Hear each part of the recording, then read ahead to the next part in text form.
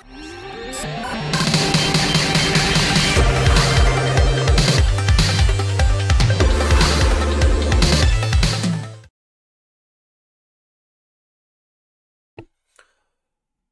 and welcome to All Elite Morro. Oh my god, I had an absolute mare with YouTube trying to get this started. What an absolute pain in the hole. But anyway, we're live, pal. Live to preview AEW All In. How do I make this bigger? I want to let me stretch this out a bit. Trying to get my screen right cause none of this shit was working. We're working now anyway. Can I slide that across? I don't know. Anyway, spent 45 minutes trying to get these things to connect, and they wouldn't connect. So I'm a bit flustered now starting off. Not what I needed. Hang on. You can see the shine off my head there. From the lighting setup. The crazy lighting setup I have. We got Shane put out a little post today for a few questions about All In. John Martin sent a funny picture of Bart Gunn watching television. I won't say what's on it. First one, marked out. Thoughts on how MJF promo on Dynamite towards Briscoe. In general, not a huge fan of invoking Jay Briscoe in feuds. Jericho did it before. David is here. Welcome. Good afternoon. Good evening here. 8:30. Generally not a huge fan of invoking Jay Briscoe's memory in feuds. Now, this is obviously clear between the two of them. Mark must be, I'm not going to say happy, but Mark would have cleared that backstage. I think if anyone can get away with it as a heel character, it is MJF. Adds a bit of spice to it. Again, personally, not overly gone. Like, MJF quite often goes on the cheap route when he doesn't need to. Like, he's such a good promo anyway that I don't think he really needs to go for the cheap heat. But then again, I suppose, I don't know, he has a history of it. And maybe in their minds it wouldn't make sense if he didn't go for it. But it does add a bit of spice to the men's gauntlet, and they're definitely having a big singles match afterwards. I would imagine some sort of bloodbath. Oshin Mack, perhaps the biggest show for AEW in their history. Top 3 biggest. Very high up on the important list as well. Like, Punk's return, All In, All Out 2021. It's probably their biggest in terms of like mainstream appeal, mainstream notice. That was huge. That felt huge at the time. But I think this feels like more important. This feels like a real turning point, both for the future direction of the promotion and also the public perception of the promotion. If they nail this, I think it could be sending them in a really good direction. Suit Williams on Voices of Wrestling website did a really good article comparing this All In to WrestleMania 14, and how signs were there that WWE was going in a certain direction, and it was at WrestleMania 14 where they committed to it. And I think there's similar parallels to be made to this. So in that sense, Oshin, I think maybe not their biggest show ever, but certainly I think probably their most important show ever, or up to this point, in terms of exciting their fan base and having the potential to create new fans with the outcomes. Good question though. And then Martin O'Mac from the 5 marks. What does Morrow do if Mox wins? I tell you now what Morrow does if Mox wins. Morrow complains on the internet, on a podcast, on Sunday night at 8 o'clock, live on YouTube. Yeah, Morrow won't be happy if Mox wins on Sunday night or Saturday night, actually, as the case may be. I also asked John for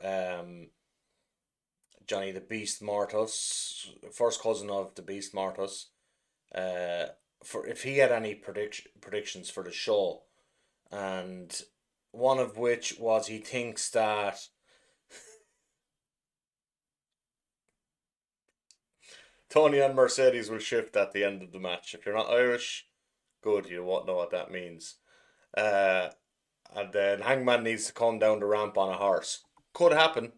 It's happened before twice. He did it at the Full Gear when he started his first title run. Did he? Was that? He's done it twice anyway.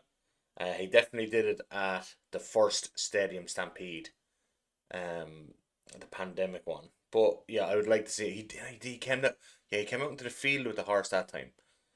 So yeah, he predicts a nice kiss between Tony and Mercedes, and then Hangman coming down on the horse.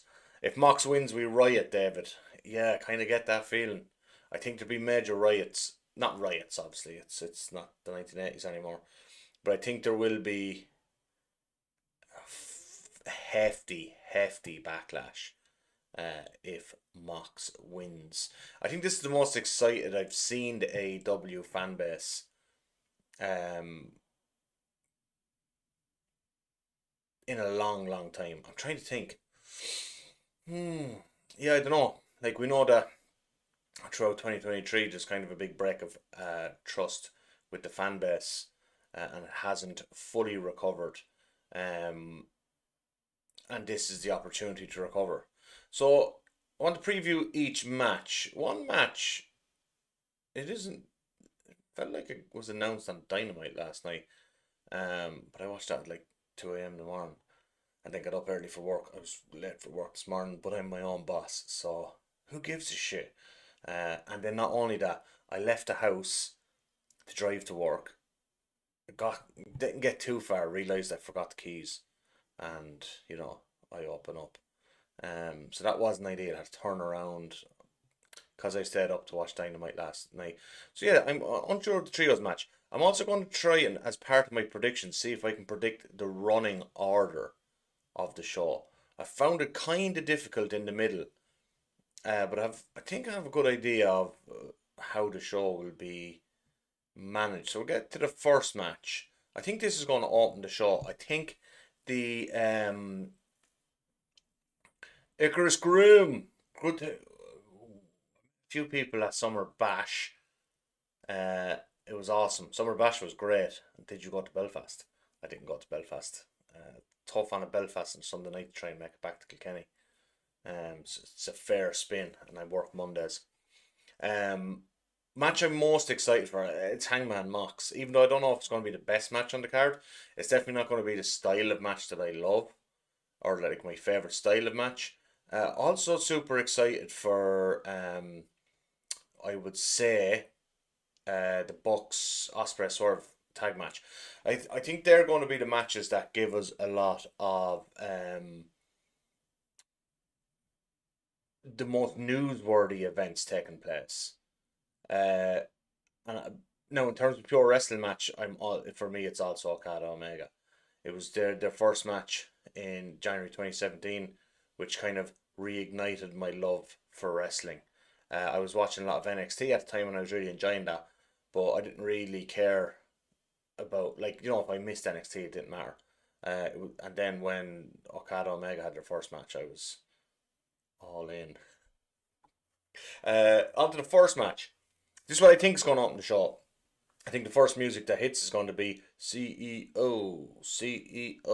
dance and all that crack. Um,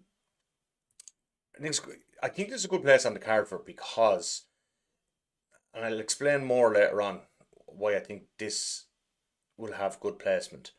In comparison to other matches that I've placed later, this will be super hot from the start. Um, so this is a really good placement for it. Like, this is usually where MJF kind of he's notorious for opening shows because he likes to get that first pop. But I think it'll be Mercedes getting the first pop of the night, and I think it'll be Mercedes going over, and you have a heel win to start the show. Um, I think it makes more sense now for Mercedes to go over. What do you think? I'd love to know what you think. I think in the end, if you want to build a trilogy, or if you want to build multiple matches, because there's money in this match has sold tickets and will sell tickets in the future if they run it back. Now, probably to diminishing returns as time goes on, unless they have a total, like, out of this world classic, which they have the potential to do. Um, but I think this is the type of thing that you want to do two or three times over the course of 8 to 12 months. And in order to do that in the most kind of satisfying way, what you want to do is have Tony chase Mercedes. So I think that's probably why you should have Mercedes go over in the first match and build to return matches. Um, and also, yeah, it gives Tony the chance to do more character work, and also keeps Mercedes run on top going, and kind of delays our gratification as an audience of wanting to see her get beat. I think she's doing a really good job getting some heat for herself. Although Tony's promo last night was awesome. And so yeah, I'm 50-50 on this, but I think Mercedes makes more sense as the winner. Chris Tatton Music asks, what do you reckon of all these death matches in AEW's pay-per-views? Not too much of a fan myself. Chris, I am not a huge deathmatch fan in general. Um, like, I think most death matches are garbage. However, I don't mind occasional death matches for the right reasons. I think this is one of those times where it's more than warranted, and feels kind of necessary for the type of match they're going to have. So I'm okay with it in this sense. Not every time, but yeah, I think for All In, the main event makes sense as a death match. Um, and I think what it does nicely is it differentiates it from, like, WWE would never run like a hardcore death match as their main event of their biggest show of the year in a stadium.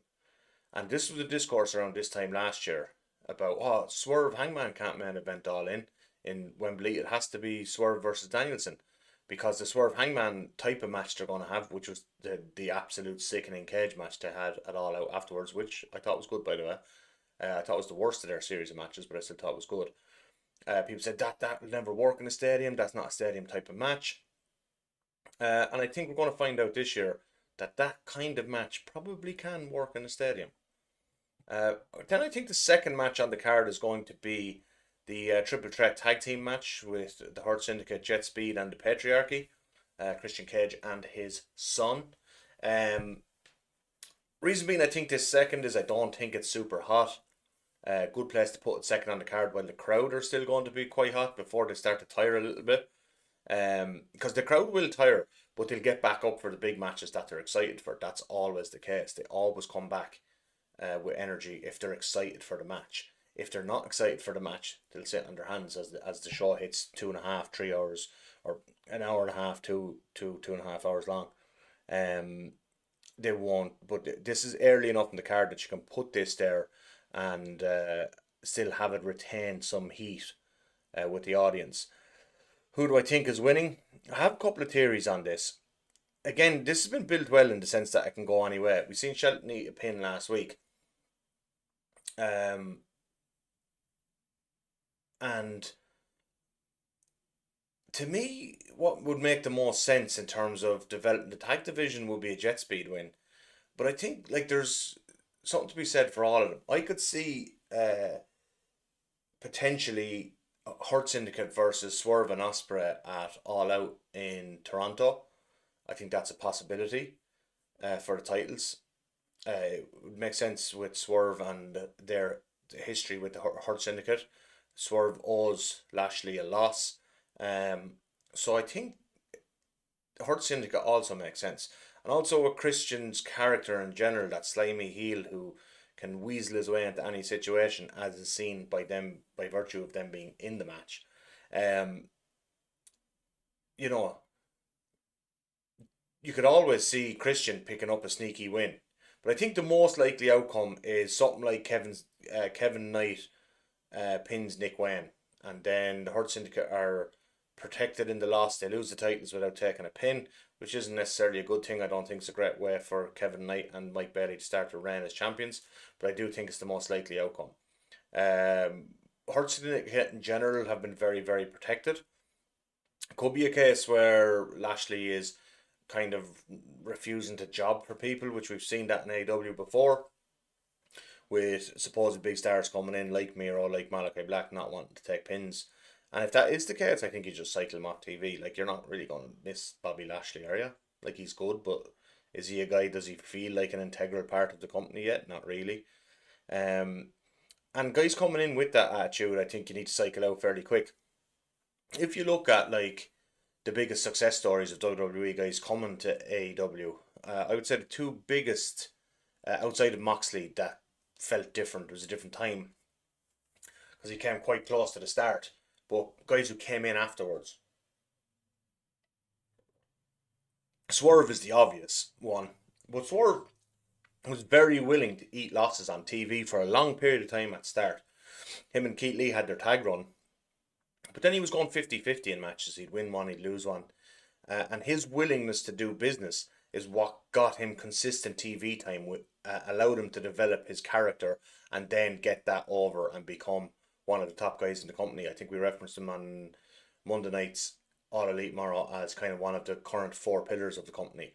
Um, Now, it could just be a case where they're pushing Bobby Lashley and protecting him for a big singles match down the line where maybe it's Hangman, maybe it's Swerve, maybe it's Osprey, one of those guys beats him and it's the first time he's pinned in the company. Good storytelling. Like, that would be pretty awesome.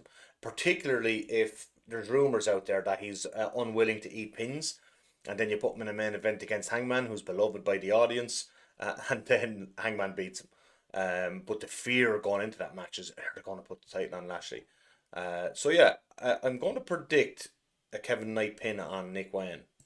I think third we go to the Women's Casino Gauntlet. Um, I think the thing, if we're going to preview a prediction here, this is a very hard one to pick, and that's good. Me and John were talking about it earlier, and I kind of thought maybe Statlander's time to win it because she'd be a good person to go against Mercedes. I think they've had great matches before, but putting them in for the women's title in a big match later in the summer, I think would be excellent.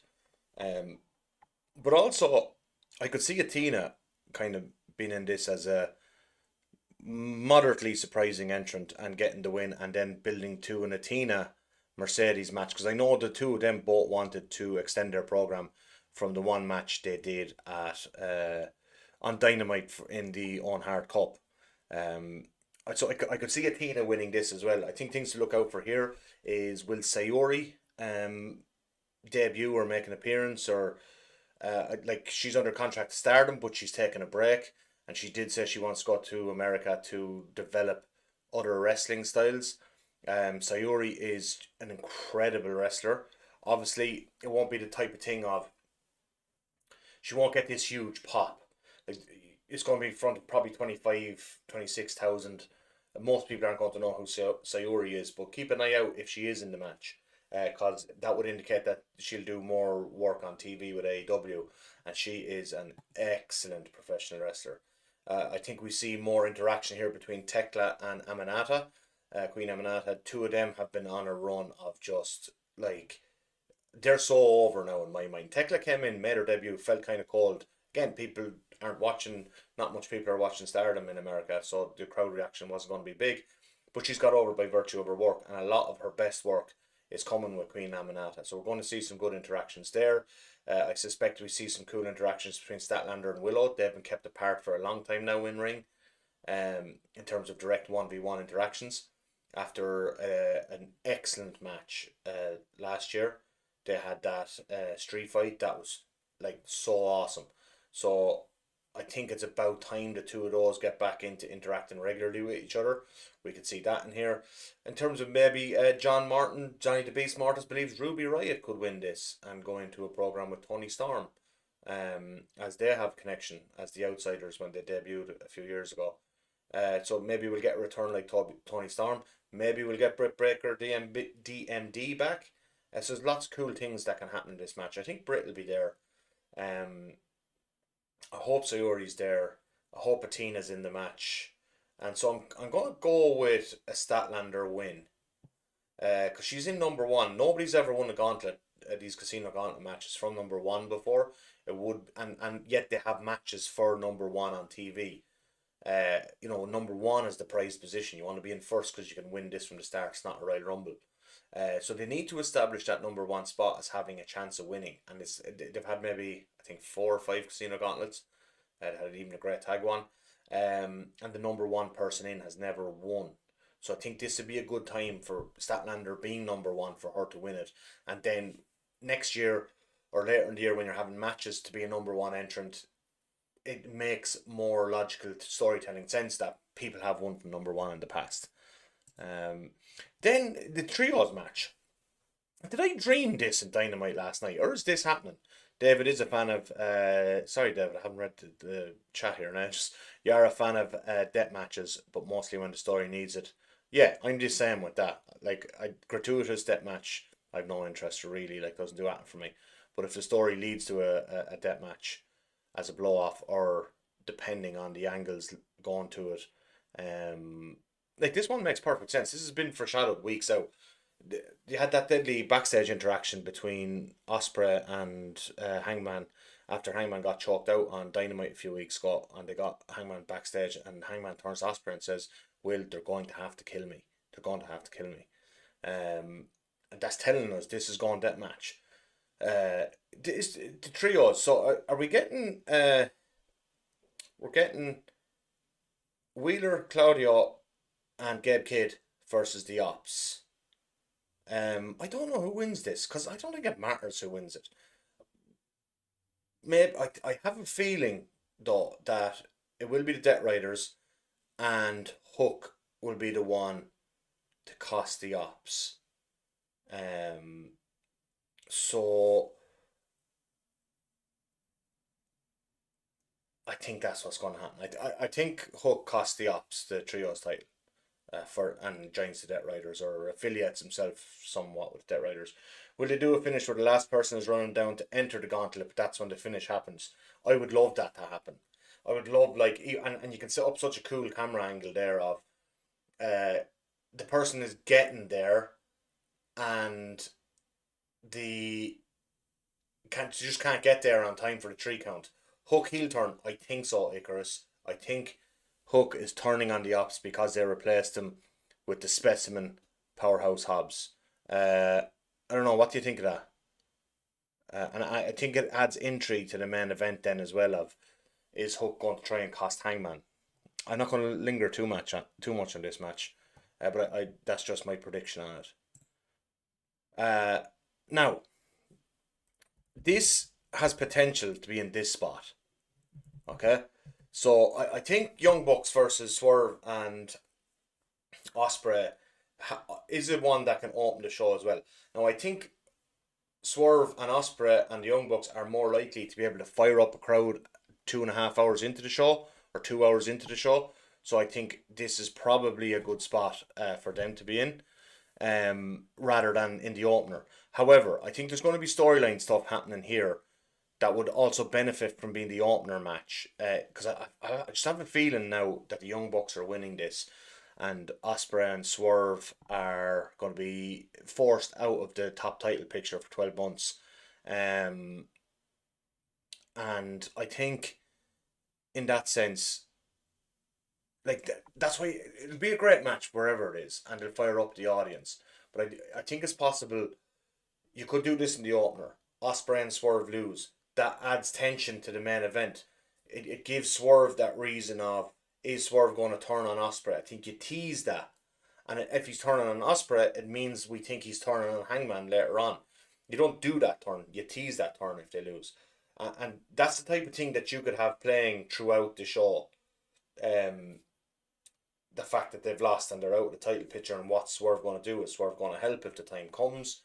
So this is such an interesting match, such a great step, because both steps need to happen.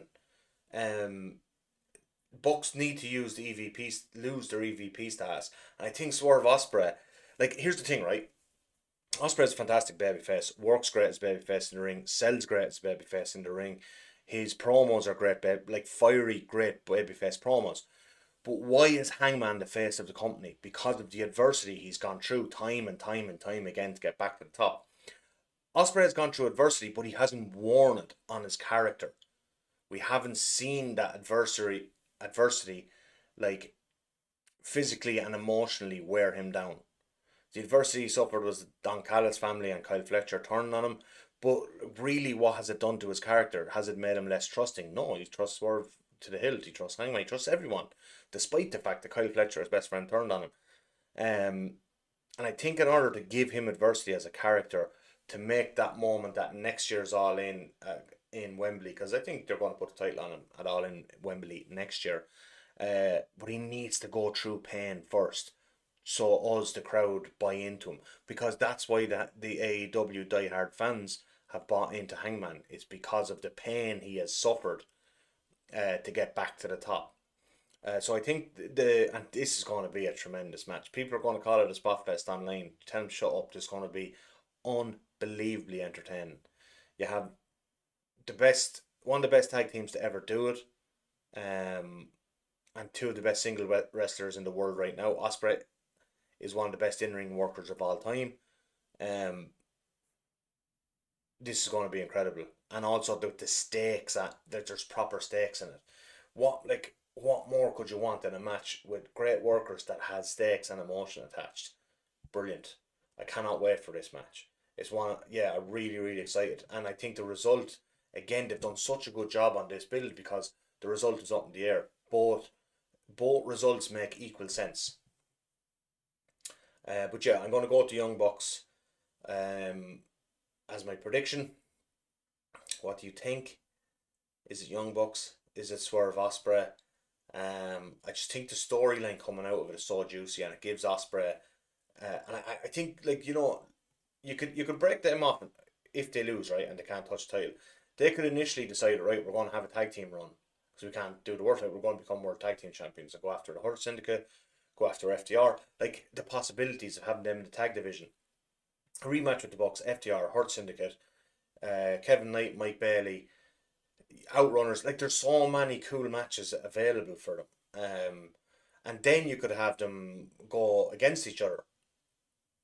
In fact, I think they should probably be in the Owen Hart Cup final next year for the shot at All In, and Osprey should win. It should be Osprey finally beating Swerve, the guy he couldn't beat for the title last time out. At Forbidden Door 2024. So yeah, I think this match just has so much going for it, and I think the Bucks are like, really, when they announced the first step of the Bucks losing their EVP status, I was like, yeah, that has to happen. They've given the finish away. But I just find that stip so interesting. Icarus agrees. It's so interesting, such a great stip. I love it. Two top guys can't, and who have, um, two top guys who have a connection to the guy we think is going to be the next champion and not been able to challenge him. It also, like, gives Hangman interesting areas to develop as well. I'd go for Swerve Osprey, but not against the Bucks winning. Yeah, like, again, I think both results in this are actually good, and both results make storyline sense. Personally, I like the idea of giving Osprey that adversity, um, but either one could win. And I think it plays into the main event better if Swerve and Osprey lose. The men's casino gauntlet. Not too many named for this yet. So what do we have named? We have Briscoe starting, MJF in second. Then also named are Mystico. Brilliant. More interactions with MJF.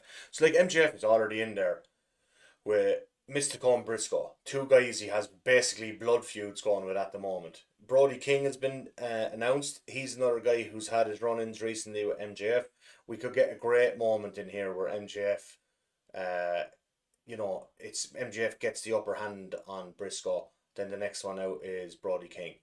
And then MJF is shitting himself and he has to try and fight the two of them, and then he cheats, and then the next one out is Mystical. And it just, you get that moment of it all ganging up on MJF, and he's such a good comedic in-ring performer in those moments, and also a guy who has an ability to switch that comedy to darkness very, very quick. And then we also have Ricochet named and Bandido. Um, so David thinks Briscoe's winning this. David, I would love if Briscoe won it. I would love it. That would be my preferred outcome. That's what I want to happen. However, I think MJF is winning it, personally. Uh, they've teased MJF Hangman for a couple of months, um, and I think you're if I don't know, and I don't know this, if the winner's going on to main event, all out against Hangman, in for the world title, MJF Hangman will do pay per view numbers. Like, they're actually, if you look at the quarter hour breakdowns, they're probably the two biggest draws they have now. Um, and while I've kind of, in in my mind, MJF feels stale at the moment, not at the right now this minute, but he hasn't felt to be a super compelling character to me for quite a while. But he still moves numbers on TV, and I think if you're going to main event in Toronto, Hangman versus um, MJF is probably the right choice. Now, Toronto show is September, so there's quite a bit away. However, what they've done brilliantly in the build to this one is we knew at the end of Double or Nothing what the top three matches on this card were. Um, we knew Hangman and Mox, we knew Mercedes and Tony, and we knew Okada Omega by the time that show was finished. So they do seem to be, as part of their booking, signaling or telling us what the main events of upcoming pay per views are, way further in advance than what they traditionally would do. And I think that's helped actually build anticipation for the TV shows. Um, so I suspect MJF wins this. Uh, However, I would love a Briscoe win. Do we see any debuts here? Let's see what you think in the chat there. Can you envision a debut?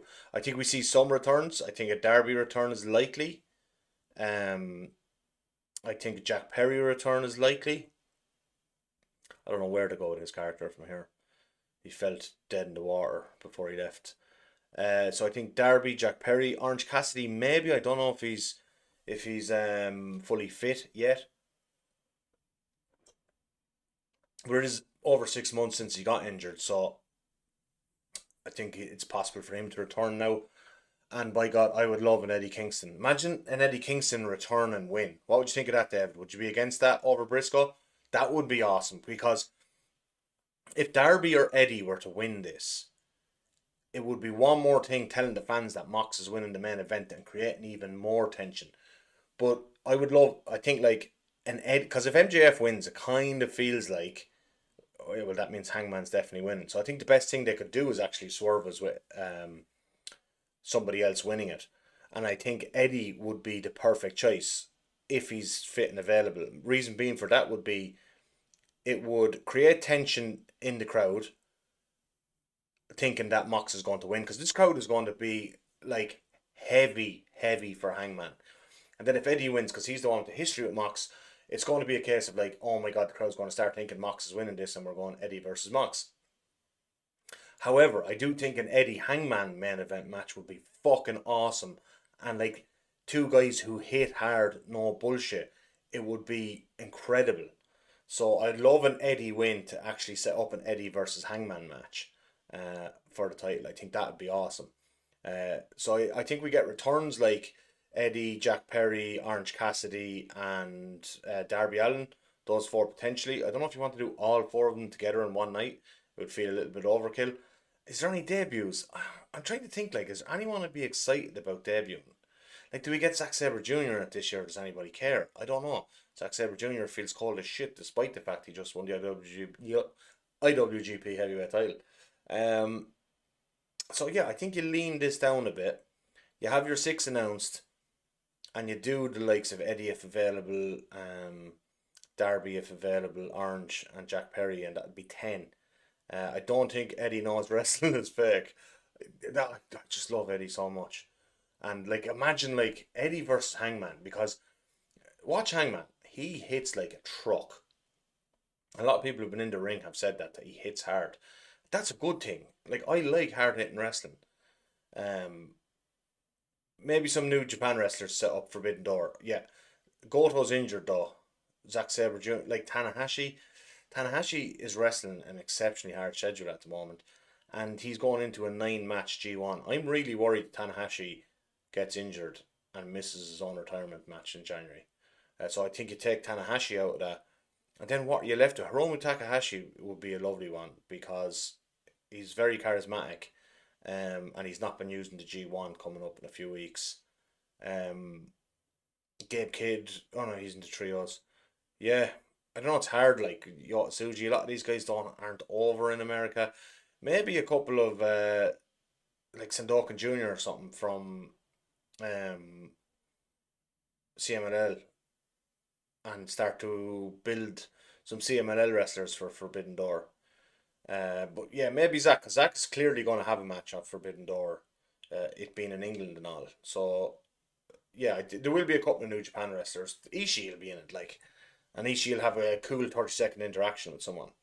But yeah, I'm going to pick MJF, despite the fact I prefer Briscoe or Eddie as my preferred winners, but I'm picking MJF as my prediction.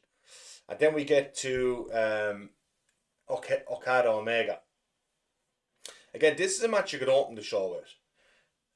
Or a match you could put where we had Swerve and Ospreay versus the Young Bucks. I think this is better placed here because we've seen Omega and Okada several times throughout their history be coming off the back of a match that's filled with pops and high energy. Because whatever about the Casino Gauntlet, there's going to be pops. It's going to be tiring for the crowd. There's going to be returns or possibly debuts. Um, and I think these two work the style that best warms an audience into their matches. Okada, in my opinion, is the best closing stretch wrestler I've ever seen.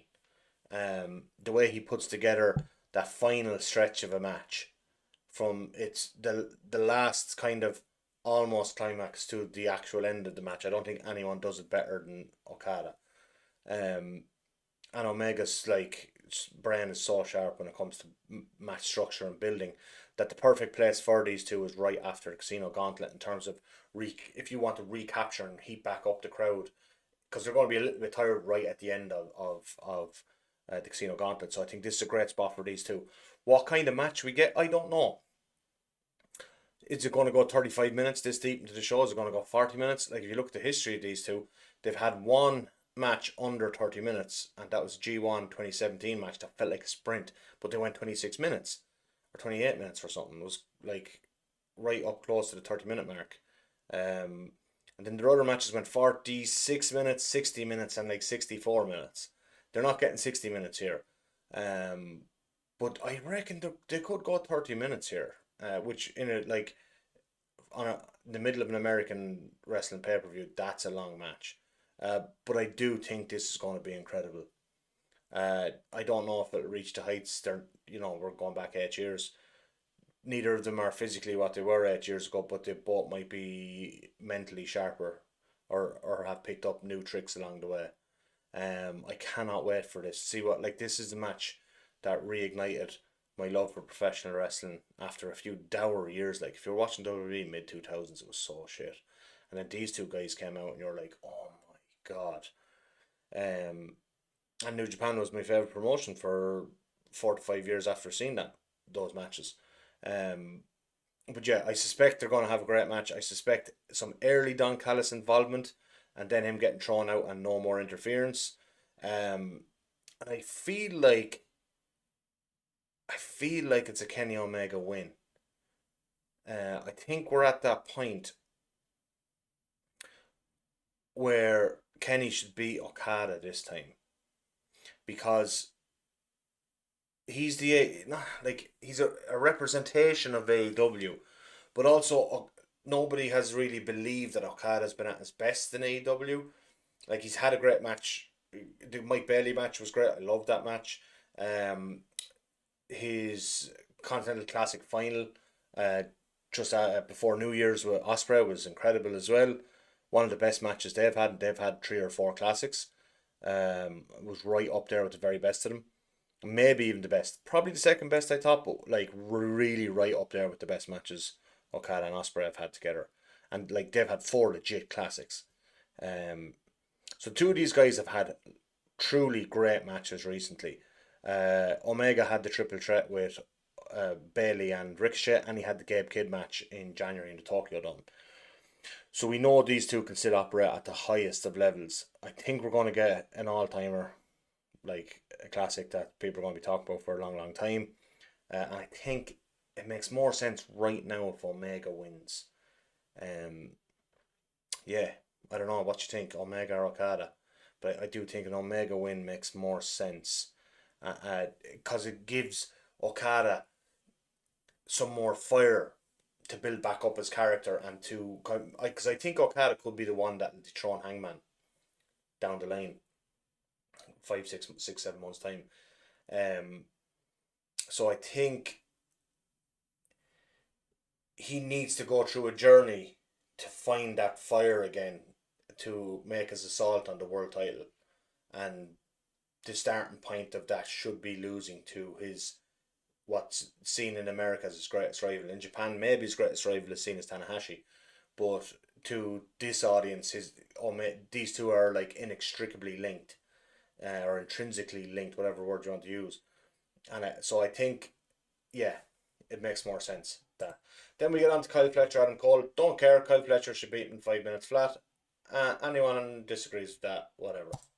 Yes, main event. Okay, here's my thoughts on the main event. Right, this main event, Texas Death Match. We're obviously getting what I believe to be AEW's version of the WrestleMania 40 main event. Um, we're getting a parade of run-ins, but we're getting blood. We're getting drama. We're getting, I think, Omega. We could then get another Ospreay Omega match for the title. That would be fucking awesome. They've only had two. A third one is feels necessary because they're still 1-on-1. That's what makes like the likes of Omega and Ospreay and Okada so great is they always leave a little bit for later. Um, so I think when breaking down this match, the interferences are going to come in a very structured way. Okay, we're going to get the infantry up front, and that's going to be the first ones in and Claudio and Wheeler Utah are going to be maybe Hook, maybe Gabe Kidd, like those type of people are going to interfere. I'm not going to say early, but like 15 minutes in, it's going to be the first wave, and they're going to get run off by the ops. And then I think the second wave is Marina Shafir. She's going to be, I think, play slightly more important because she's been more integral to Moxley's uh, championship reign. She's been involved in everything. You know, she's like his corner. So I think she'll be in the second wave, and she gets run off by Willow. And there might even be more. Statlander could get involved in this stage of the match. We see her having interactions. I think that's going to be the second wave. So we're going to get the infantry, the pawns. We're going to get the queens, the bishops, whatever you want to call the next wave. And then the last wave is going to be the big one. That will probably determine the outcome of the match. And that wave will be the likes of the Young Bucks, Osprey, and then the big one is Swerve. David, we could get Brian Danielson return, but I think that'll come later. I think that'll come in the Darby Mox match, because I think Darby Mox are gonna have a blow off, but I think that's going not going to be for the title. I think that's going to be a gruesome death match in a few months' time, and I think that's where we'll see Danielson return. I think what you want to do here is have the focus. No, it's very possible Danielson returns as part of the closing stretch of the match. If he's returning, you do it late, and it's linked to Swerve, the guy who Danielson bet for the title last year. But obviously, then the very last thing we're going to see, like I suspect that there'll be a moment with the Bucks where like when he beat Kenny, Matt Jackson nodded to him. I think this time we get a head shake. No, I'm not going to let you do the buckshot this time. And there's interference there, and then I think we get Osprey, and I think there's no swerve. Osprey's out on his own first, and then Swerve shows up, um, and does something to help Hangman. And the beauty they've done this though is they've like none of this feels guaranteed. It all feels like it's on a knife's edge, and that either option that Swerve takes feels like a legitimate option. Um, right off with off, so Swerve makes a phone call to Danielson. I'd love that. I do want Ospreay to show up here, because I do think he's been integral, but I do think a Danielson run in, because Danielson has been on the promotional tour for this show, so it would make sense that we see him. It was him, Athena, and Mercedes Monet, and was it Sammy Guevara, I think, um, did the announcement in Texas for this show. So it would make sense for him to be there and show up. But I think the last person has to be Swerve. And Swerve is.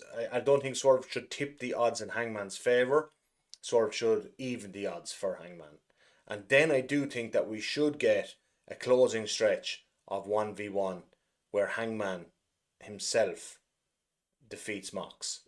Um, and we get then, and I don't think Swerve should celebrate with Hangman in the ring. I think what we should get is the babyface locker room empties out. This is the end of WrestleMania 10 with Bret Hart after beating Yokozuna. The babyface locker room empties out, enters the ring, lifts Hangman up, um, and we Swerve can play the Owen Hart role there. If anyone remembers or has seen WrestleMania 10, Owen and Bret had wrestled in the opener that night. Owen won, and then later that night Bret wins the title. Um, and he comes out, but he doesn't fully embrace the celebration. He stays down the aisle looking up at Bret celebrating his world title win, the guy he had beaten earlier in the night. And I think Swerve stays outside the ring and watches Hangman's celebration. Leaves more meat on the bone for that. And then we go off the air with Hangman as the new world champion. I'm super, super excited for this pay per view. Most excited I've been to watch pay per view live in probably since I was a young chappine. WrestleMania 14 was the first one I set up to watch live. It might be the most excited I've been since then. So, yeah, I think we finished with the Hangman celebration after those 3 waves. I think that's important. The run-ins come in those waves.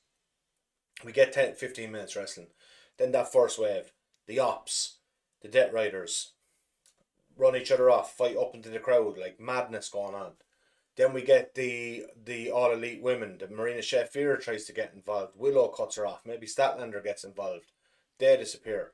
Then we get the Young Bucks. We get Osprey. And then eventually we get Swerve. Maybe there's room for Danielson in there. Maybe Darby and Sting return. I have a feeling we could get a Sting appearance somewhere on this show.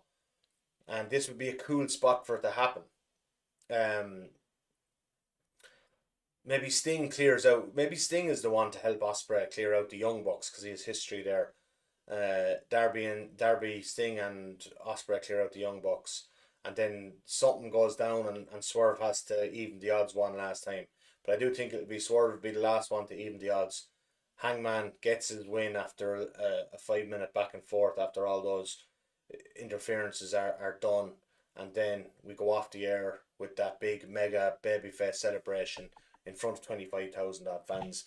I'm going to predict a couple of other things. Pay-per-view buys, I'm going to say about 155,000. I've upped my number. I believe the hype is real. I'm going to say 26,000 plus in the arena by showtime. So yeah, about 155,000. I previously I think I was being a bit pessimistic with how the daytime start time would affect it. I did some digging on AEW or UFC when they've done daytime pay-per-views. I looked at the pay-per-view numbers from last year's All In. The daytime it had an effect, but not a huge effect. So when I was saying 140k last week, I was overestimating the effect that the daytime will have. I actually think about 155 they'll do in around that mark. They'll do 26,000 or so in the stadium, I think. And then we see a new era because I think we are firmly in a changing of the guard. Mox has been the ace of this company really since day one. And ace doesn't mean champion, I mean main character. Mox is the one they go back to time and time again when the company needs a main character. And he's done that for 6 years. And that's long enough to be the main character. Um, so I think it's time, and I think Hangman's the perfect replacement to be the main character. And they should really, you know, most top wrestlers, if you look back through history, their most interesting and best reign is generally their second one. Um, and I feel like they have plans in place for a Hangman reign that will be super interesting. So yeah, that's where I'm going with. Hangman wins 155k pay per view buys, 26,000 stadium, and thank you. Me and Shane are going to be watching live on Saturday. Um, Live watch along from 8 p.m. Irish time until whenever the show's over. Shane is going to lose his mind because he's probably going to go 5 hours. He's going to be complaining about watching wrestling, which, he loves. And I'm going to be marking out for a Hangman win. So come join us live on the channel, do the watch along, and watch Hangman dethrone Mox, not just for the world title, but to be the ace of AEW. I've been on Elite Morro. You guys have been great. David, Icarus, Chris, thank you all. And thank you. Good concurrent viewers there as well, which is always surprising to me.